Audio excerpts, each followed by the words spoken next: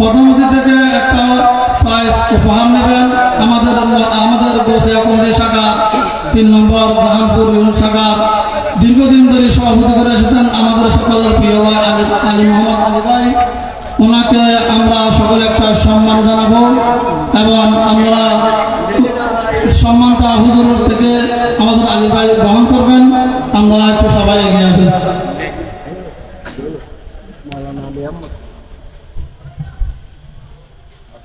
মারহাবা মারহাবা। আমরা সকলে দোয়া করবো একে অপরের জন্য। আলী ভাই যে দীর্ঘদিন পর্যন্ত দীর্ঘ বছর আমাদেরকে কমিটির আলোকিত করেছেন এবং সফলতা এনে দিয়েছেন। এই ধারাবাহিকতা যিনি আবার সভাপতি হয়েছেন তিনিও যেন এই ধারাবাহিকতা চলে যেতে পারে সেজন্য আমরা তার জন্য শুভকামনা জানাবো। এবং আমাদের সামনে একটু শুভেচ্ছা বক্তব্য নিয়ে আসবেন আমাদের জাহানপুর পূর্ব জাহানপুর ইউনিট শাখার সাবেক সভাপতি ভাই মোহাম্মদ আলী ভাই।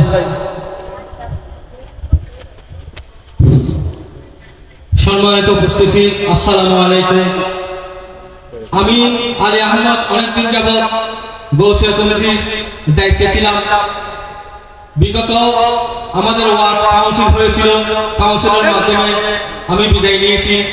নবনির্বাচিত পথে সভাপতি হয়েছে আমাদের বাবুল, সাধারণ সম্পাদক পদে প্রশস্ত হয়েছেন আমার। এর সাথে অসংখ্য ভাইরা 32-33 বিশিষ্ট কমিটি হয়েছে আমাদের এই জাহানপুর শাখার মধ্যে।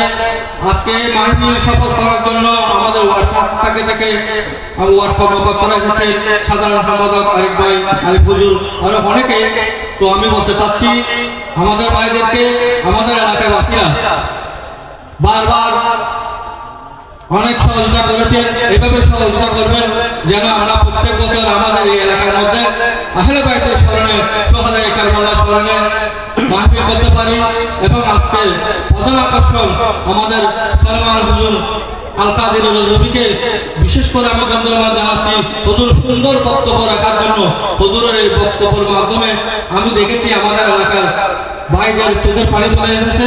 তাই গৌসিয়া কমিটির জাহানপুর শাখার পক্ষ থেকে হুজুরকে অসংখ্য ধন্যবাদ জানাচ্ছি এবং আপনাদের সহযোগিতা কামনা করে আগামীতে আমাদের এই সুন্নি কনফারেন্সকে সুচারুভাবে সুস্থভাবে করার জন্য আপনাদের সহযোগিতা কামনা করে আমার সংক্ষিপ্ত বক্তব্য শেষ করতেছি।